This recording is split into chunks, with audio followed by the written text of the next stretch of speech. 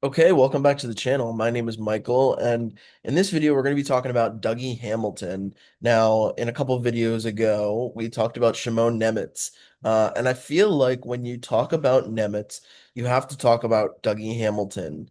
Um, I feel like the two players rely on each other in terms of their futures with New Jersey. Now, obviously, Simon Nemec is a name that has been up in trade discussions for the last year or so. I would say about a year, and he's also a restricted free agent this summer, so he could be signed for a bridge deal or a long-term deal. And we talked about that in the last video, but depending on what the Devils want to do with Simon Nemec, I think has an impact on what they want to do with Dougie Hamilton. Now, to give a little back history, Dougie Hamilton was an unrestricted free agent in 2021. And at the time, general manager Tom Fitzgerald was like, I need to make a splash in free agency. And he did. And he went out and signed Dougie Hamilton to a 7 year, $9 million, $63 million total deal. And that was a huge contract, and that was a huge deal for the Devils. Now, the first year that he was a Devil, it didn't really work out because they weren't very good and they missed the playoffs. And Hamilton missed some time with injury. I think he missed like half the season. But year two, it all clicked. The Devils, like I said in previous videos, had the best regular season in franchise history. And one of their main reasons why was because Dougie Hamilton was incredible. He had 20 plus goals that year. He had 70 plus assists. He was a great defenseman. He's probably had the best season for a Devils defenseman since Scott Niedermayer and Scott Stevens were having in the 2000s and in the 90s. The Devils hadn't seen a defenseman of that caliber play for them since then. I mean, if you look back at Devils defensemen throughout the year, at least in my era of watching hockey, prior to Hamilton signing, we had like Damon Severson, who, was like a 30-point defenseman, Adam Larson, who, was more of a defensive guy. Same with Andy Green, who was also a defensive guy. You know, they hadn't had, a true defenseman, like elite defenseman, top pair, number one defenseman on their roster since then. Even when they made the Stanley Cup Finals in 2012, like their defenseman with the most points was like less than 20, which is still wild to me because you can't do that in 2026. You can't make the Stanley Cup Finals with your number one defenseman having less than 20 points. But that team was not really about their defensive scoring. It was about their forward scoring and their defense actually playing defense. But Hamilton was something the Devils fans hadn't seen in like 15 years. But the problem with Hamilton as a Devil was after that season, he continued to deal with injury, and the Devils missed the playoffs in 23-24. They made the playoffs in 24-25, but Hamilton dealt with injury. He also, when he was on the ice, wasn't incredibly impactful. He was still good offensively, but defensively, he wasn't great. A lot of people criticized his defensive game, including myself. Um, and then this past year, he had a really bad start to the season. Um, Now, there were already talks about him being in trade rumors last summer. There was some rumors that he was probably going to get moved to San Jose. I'm not incredibly sure how realistic those rumors were, and I will get into the reason why I don't think they were. But he started the season off really poorly, and it got to a point where he was a healthy scratch, and the rumor was that he was going to be traded, that he was going to be a healthy scratch, and they were going to keep him a healthy scratch until they found a deal for him. Now, that was the report, and I think that report is semi-real. But part of the reason why Tom Fitzgerald didn't work out in New Jersey was because, after the deadline when he had his interview and people were like, what? Like they said, what happened with Hamilton? Did you not find a deal for him? He said, I never had Hamilton's name in trade talks. I don't believe that from Tom Fitzgerald, but the whole Hamilton situation with Tom Fitzgerald and during this past season was a complete mess. Like I said, he started the year off horribly. He was a healthy scratch for a handful of games, came back in the lineup and actually played better. He was better after he was healthy scratched, and he played like a top four defenseman, not a top pair defenseman in my opinion, but a top four defenseman. And now here we are June 2026. I forgot what month it was. And the Devils have to think about making their team better because, like I said, the Devils missed the playoffs this year. And part of the reason why they missed the playoffs this year is because of poor play from Dougie Hamilton, especially over the last couple seasons.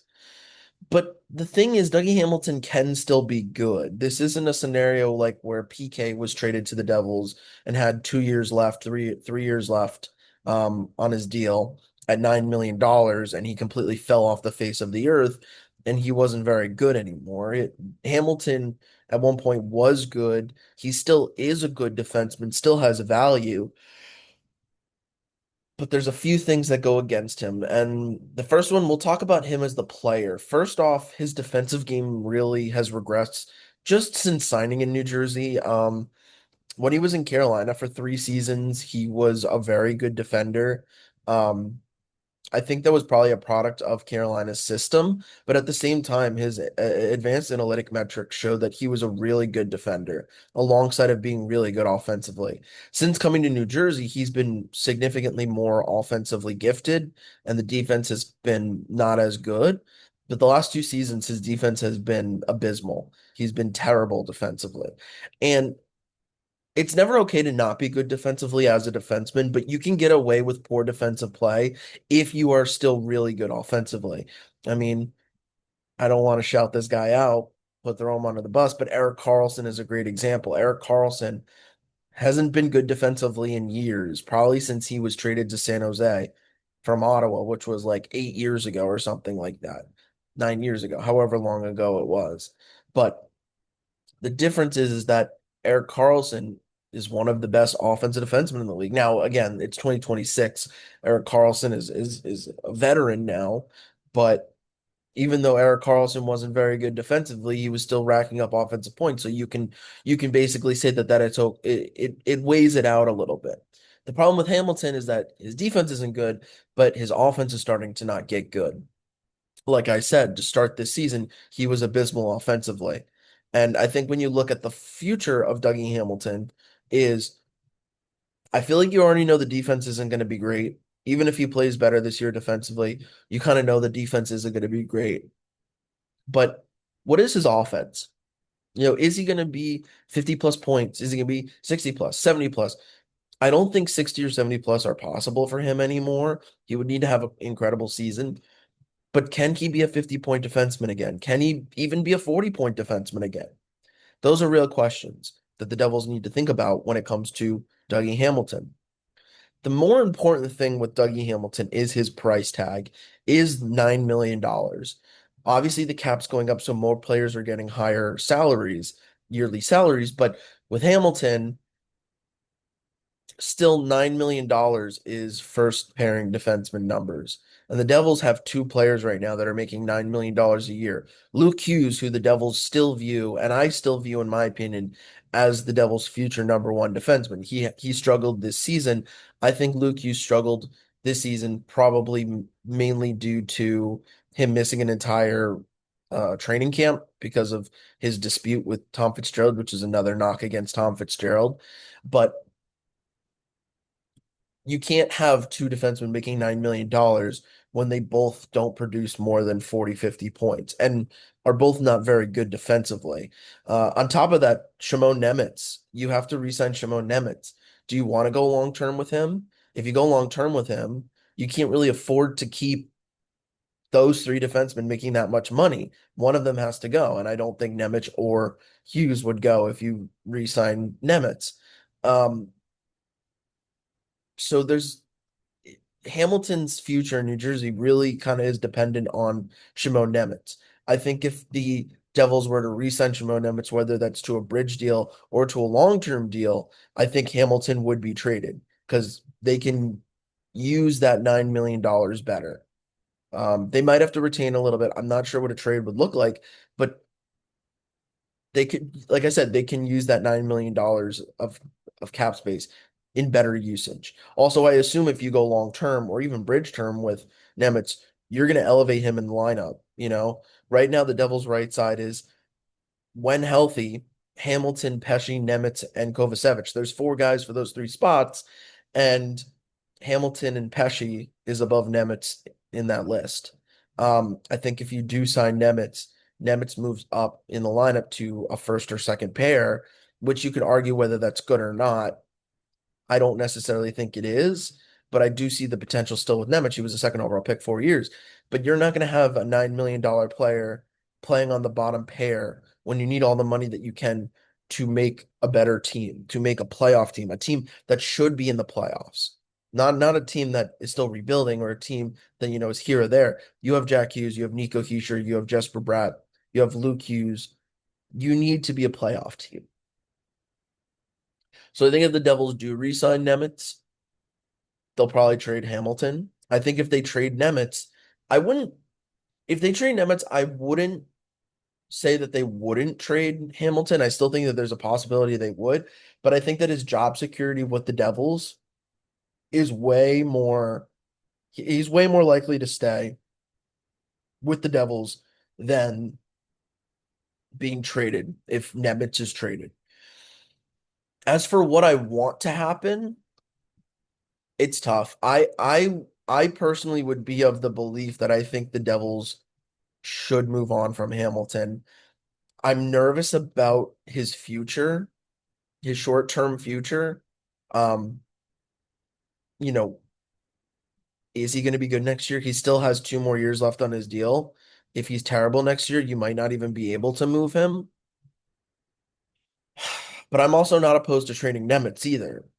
I could see a scenario where they both get traded. Like I said, there's still a possibility. But I feel like if you're going to trade Hamilton and re-sign Nemitz, your decor might need a little restructuring in other areas because then your decor would be Hughes with Pesci, Dylan with Nemitz, and then Siegenthaler with Kovacevic. That's a good decor, but it's not great. If you want to build a great decor, you might have to work some players around there, maybe move a guy in, maybe sign a player. There's ways that you would have to maybe rework that decor. Even though defense was not the Devils' problem last year out of their 3 areas, goaltending and offense. So maybe you could justify it saying, okay, we won't have Hamilton on this team, we'll have Nemitz, and then we can upgrade the forward core. And then if we need to upgrade the decor in the season, we can do that. That's still a possibility. But I wouldn't be opposed to the Devils even trading Nemitz as a part of a package to get a better forward, and then also dumping off Dougie Hamilton. Now that does mean that you would have to fill a spot because now you have Pesci and Kovacevic on the right side, which I don't think Kovacevic is a top four defenseman. Pesci is, in my opinion, but in a defensive style. Is Seamus Casey ready to make the NHL? He played in the playoffs last year against Carolina and wasn't very good. But when he's played in the regular season, he's been really good. He's been a really good regular season player. You could say maybe we throw Casey on the second pair to start the season, and if it's not working out by December, you trade for a guy, but to be honest with you, in my opinion, I don't think you can afford to try Casey out in a top four role and then it not work out because this is a team that needs to make the playoffs. So maybe you do a scenario where you trade Hamilton to like San Jose for like nothing, you know, and you go out into free agency and you get a defenseman. You also trade Nemitz. So then you have a D pair. And when I say sign a defenseman, you don't sign an elite defenseman. You don't sign someone who you're going to sign to like an 8-year deal. You sign like a guy to like a short 2 to 4 year deal. Top four guy. 4 years is a lot. Maybe 2 to 3 years. A guy who can like hold a top four spot for a couple of years. You know, so that's what I think they should do. Do think that Hamilton should be on the move the more that I think about it, just because of the $9 million price tag, and you can use that $9 million to improve other areas of the roster. Um, it's going to be really interesting because I really don't know what Sonny Meta is going to do as a general manager. Now, if it was Tom Fitzgerald, I know exactly what Tom Fitzgerald would do. I honestly think if this was still Tom Fitzgerald's team, he would keep Hamilton and trade Nemitz. And he would be like, well, a trade didn't materialize for Hamilton, and we still think he could be a good player. But with Maeda, I don't really know what he's going to do. I think he could trade. I think if, like I said, I think if they trade Nemitz, they could trade Hamilton. Um, but if they sign Nemitz, I think Hamilton's gone. But either way, I honestly think the Devils should trade Hamilton. He's a good player. He's a good person. $9 million cap hit is too much for a guy who's not a number one defenseman in the league anymore. So that's pretty much about it. That's my thoughts. Make sure to comment, like, subscribe, favorite if that's a thing, share with a friend, and thanks for watching.